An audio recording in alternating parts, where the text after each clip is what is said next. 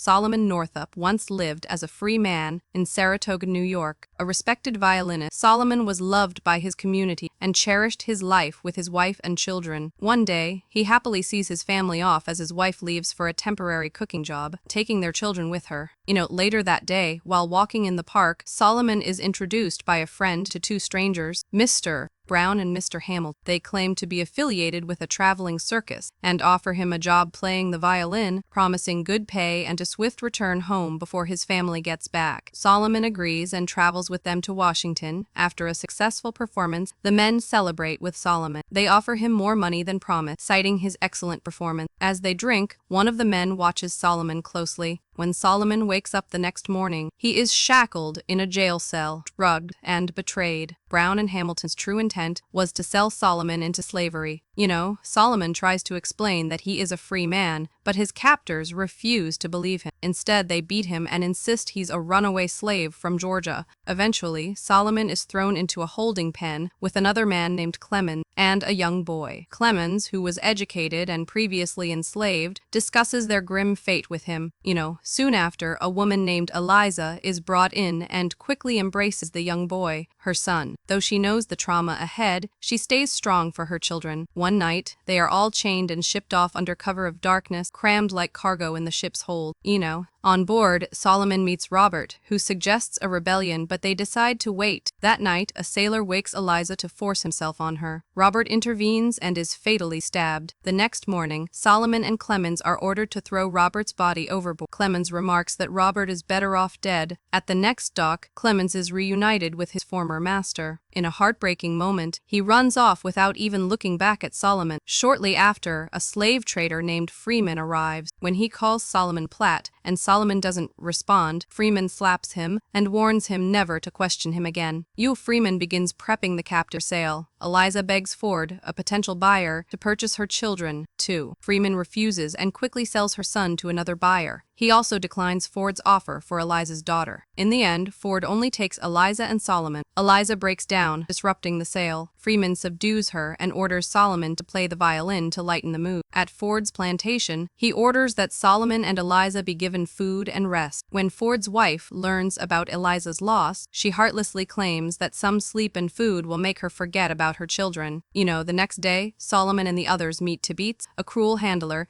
and Chapin, Ford's overseer. Tibeats mocks the slaves with a song about running away. While working, Solomon sees a group of Native Americans and shares a peaceful moment with them. The sight of a native playing a stringed instrument reminds him of his own violin. Later, Solomon presents Ford with a clever plan to transport logs via the river. Though Tibeats mocks him and claims he's just a field hand, Ford sees potential and agrees to the plan. He spire. The plan is a success, embarrassing Tibeats and earning Solomon praise. As a reward, Ford gives Solomon a violin. Despite being celebrated by the slaves and Ford, Tibeats becomes increasingly bitter towards Solomon. One afternoon, Eliza mourns the loss of her children. Fearing punishment, Solomon yells at her to be quiet. Eliza lashes out at him, accusing him of never mourning his own family. That night, as Solomon lies awake, he thinks about his wife and children and the life he once had, free and full of joy.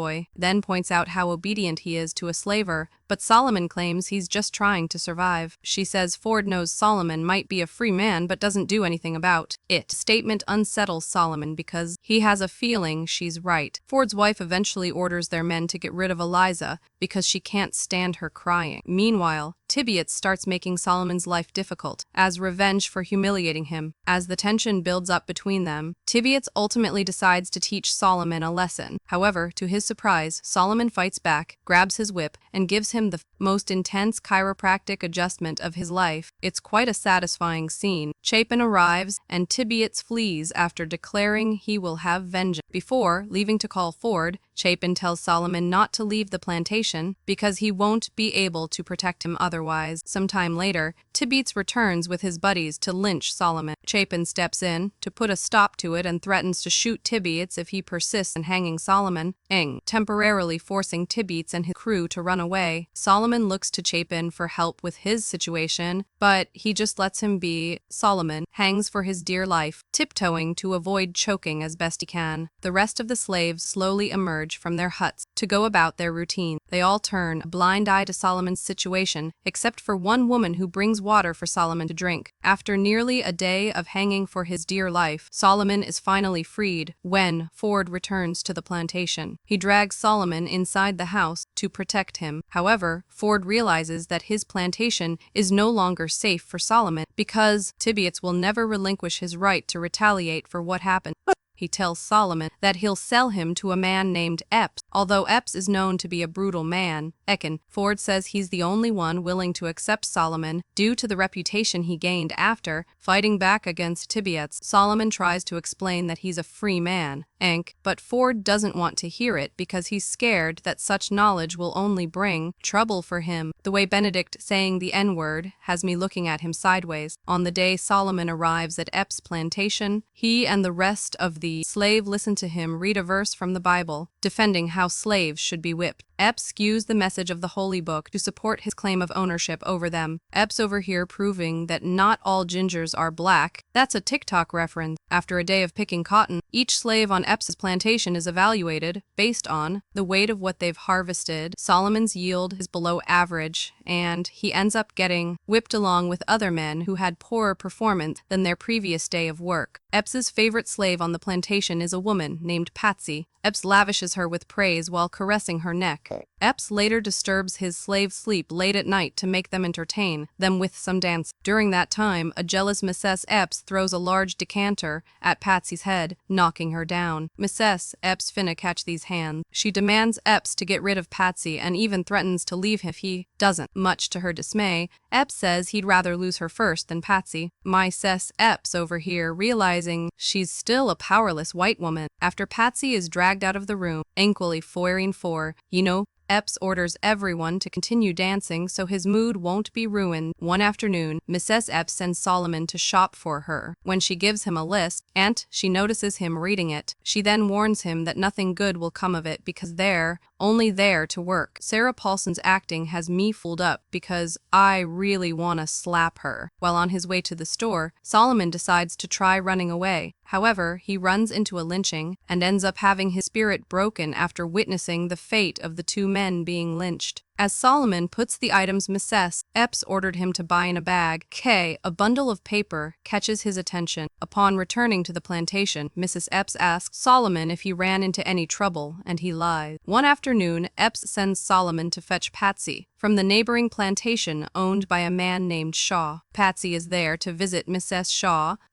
who used to be a slave but was raised in status after marrying Mr. Shaw. How? Through what? Epps is concerned that Shaw might make a move on Patsy and steal her from him. Although Solomon is in a hurry, Mrs. Shaw makes him take a break and join them for tea. When they return to Epps' plantation later, they see him intoxicated. Solomon quietly tells Patsy to keep her head down and go to her quarters. Epps notices this and misunderstands Solomon. He becomes jealous and tries to subdue and teach him a lesson. However, Solomon avoids Epps while trying to talk him back to sense. After a while of chasing around the yard, Mrs. Epps steps in to voice her disapproval of Epps' obsession with Patsy, calling him a heathen and ungodly. Then, later that night, Kellet Epps takes Patsy out of their quarters and forces himself on her, even choking her as he finishes. During their next late-night dance number inside the house, Mrs. Epps berates Patsy for her husband's adulterous ways. She even goes as far as to claw and whip Patsy's face. Tired of her circumstances, Patsy begs Solomon to end her life in exchange for a piece of jewelry. Much to her dismay, Solomon denies her request. One day, a plague hits Epps' cotton field. He believes it's a plague sent by God because of his ungodly slaves. As a result, he has no choice but to rent his slaves to his acquaintance Mr. Judge. Before he leaves,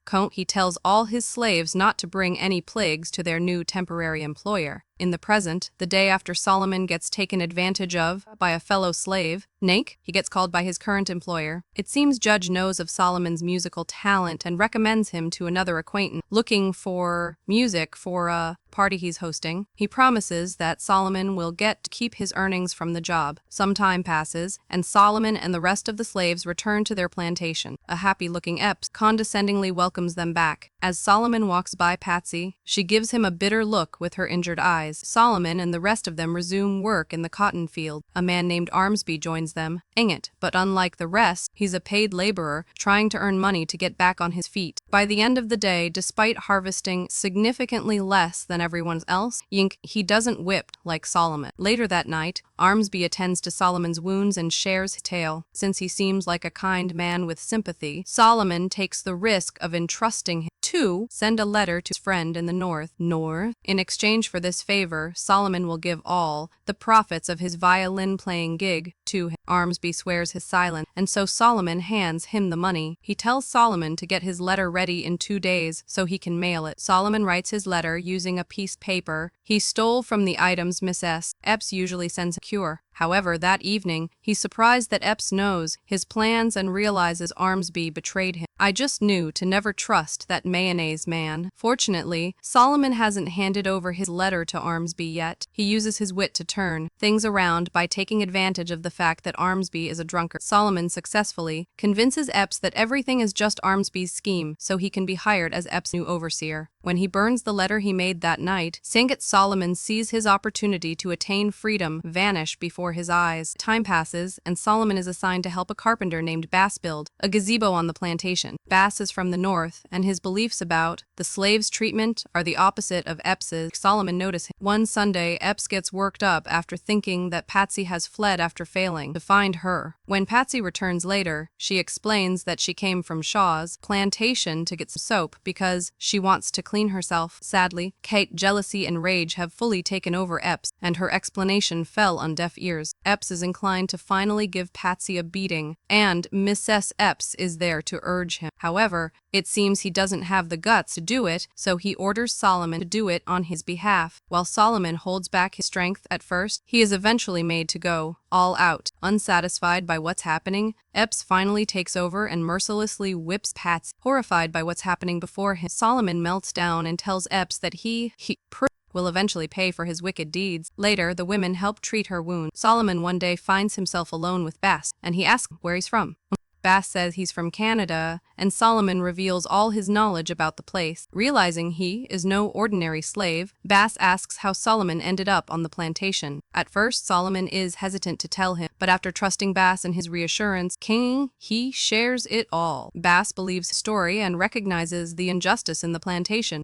Eventually, Solomon decides to take a risk. He asks Bass to write his DM to inform his friends in Saratoga about his situation.